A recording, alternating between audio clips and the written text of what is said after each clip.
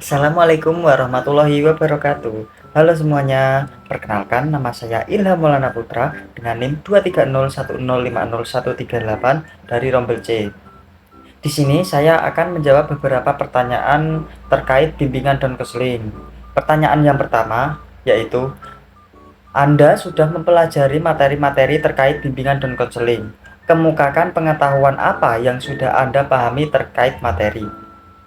Yang pertama, latar belakang perlunya bimbingan dan konseling di sekolah, pengertian, persamaan, dan perbedaan bimbingan dan konseling, mengapa guru membimbing. Yang kedua, urgensi BK, kedudukan BK, tiga wilayah atau bidang dalam penyelenggaraan pendidikan formal, keunikan, dan keterkaitan tugas guru dan konselor. Yang ketiga, tujuan, fungsi, dan orientasi BK. Yang keempat, asas-asas dan prinsip-prinsip BK. Dan Anda bukan calon guru bimbingan dan konseling, melainkan calon guru kelas SD. Namun pengetahuan tentang penyelenggaraan bimbingan dan konseling adalah suatu hal yang penting. Pengetahuan antara lain tentang fungsi BK, orientasi BK, dan asas-asas BK dapat diterapkan oleh guru dalam memberikan pelayanan pendidikan pada peserta didik di SD. Coba berikan gambaran terkait penerapan tersebut. Baik, saya akan menjawab pertanyaan tersebut.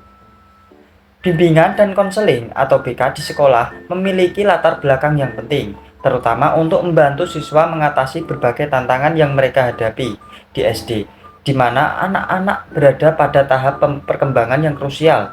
BK berperan dalam mendukung pertumbuhan emosional, sosial, dan akademik mereka. Guru kelas, meskipun bukan konselor, dapat memainkan peran vital dengan menerapkan prinsip-prinsip BK dalam interaksi sehari-hari.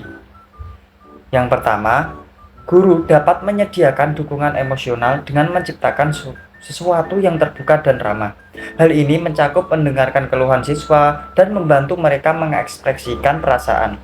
Kedua, guru dapat mengidentifikasi masalah yang mungkin dialami siswa, seperti bullying atau kesulitan belajar, dan bekerja sama dengan konselor untuk menemukan solusi yang tepat.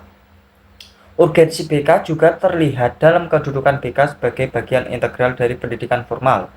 Dalam tiga bidang penyelenggaraan pendidikan akademik, sosial, dan personal, guru dapat menggunakan pendekatan BK untuk mengintegrasikan nilai-nilai sosial dalam pengajaran, membimbing siswa dalam interaksi sosial yang sehat, serta memberikan panduan untuk mengelola tekanan akademis.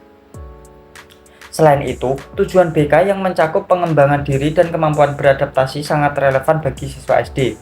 Guru dapat merancang kegiatan kelas yang mendukung mengembangkan keterampilan sosial dan emosional, seperti kerja kelompok dan permainan peran. Dalam memahami asas-asas BK seperti kepercayaan dan empati, guru dapat membangun hubungan yang kuat dengan siswa, memungkinkan mereka merasa aman untuk berbagai permasalahan.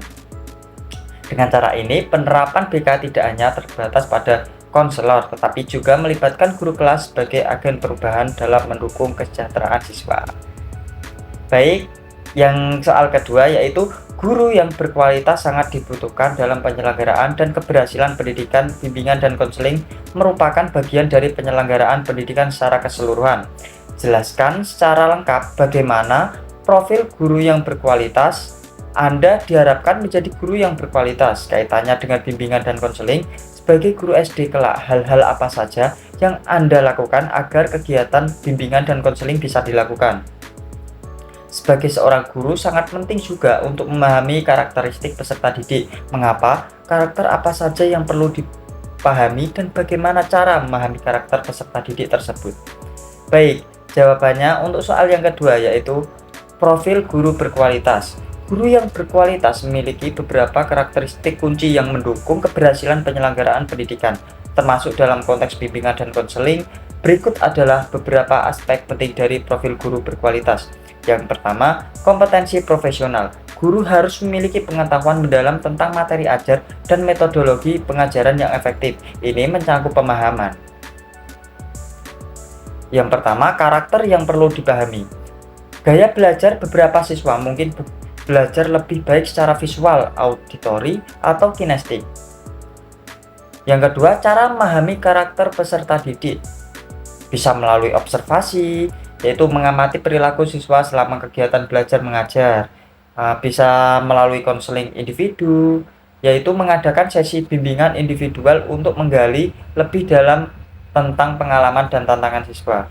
Bisa juga melalui tanya jawab, melakukan survei atau tanya jawab sederhana untuk mendapatkan umpan balik tentang pengalaman belajar siswa. Peran guru SD dalam bimbingan dan konseling. Sebagai calon guru SD, ada beberapa hal yang dapat dilakukan untuk memastikan kegiatan BK dapat dilaksanakan dengan baik. Yang pertama, melalui kolaborasi dengan konselor. Membangun hubungan yang kuat dengan konselor sekolah untuk memastikan penanganan masalah siswa yang lebih kompleks dapat dilakukan dengan efektif. Yang kedua, penciptaan lingkungan aman, menciptakan suasana kelas yang aman dan mendukung di mana siswa merasa nyaman untuk berbagi perasaan dan masalah mereka. Yang ketiga, bisa melalui pelaksanaan kegiatan sosial dan emosional, mengintegrasikan kegiatan yang mendukung perkembangan sosial dan emosional, seperti diskusi kelompok, permainan peran, atau proyek kolaboratif. Memahami karakter peserta didik. Memahami karakter peserta didik sangat penting untuk menciptakan lingkungan belajar yang efektif. Seperti setiap siswa memiliki latar belakang, minat, dan tantangan yang berbeda, dan memahami hal ini dapat membantu guru menyesuaikan pendekatan pengajaran. Dengan memahami karakter siswa dapat menerapkan pendekatan BK yang efektif, guru dapat menciptakan pengalaman belajar yang lebih holistik dan mendukung perkembangan pribadi siswa.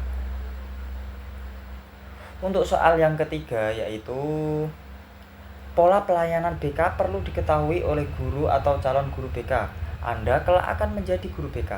Setidaknya ketika Anda bertugas di kelas tertentu di SD terdapat pola dasar pelayanan BK. Pola umum 17, kemudian 17+, dan BK komprehensif. Pola umum 17 terdiri dari 1. Wawasan BK, 4. Bidang BK, 5. Kegiatan pendukung BK, dan 7. Layanan BK. Pola umum 17+ antara lain 7 layanan BK, ada penambahan 2 layanan menjadi 9 layanan.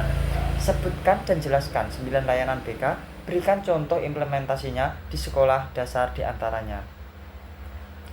Baik, jadi jawabannya untuk soal nomor 3 yaitu dalam penyelenggaraan bimbingan dan konseling di sekolah dasar penting untuk memahami 9 layanan BK yang termasuk pola umum 17+ berikut adalah penjelasan rinci mengenai setiap layanan beserta contoh implementasinya di sekolah dasar. Yang pertama, layanan orientasi.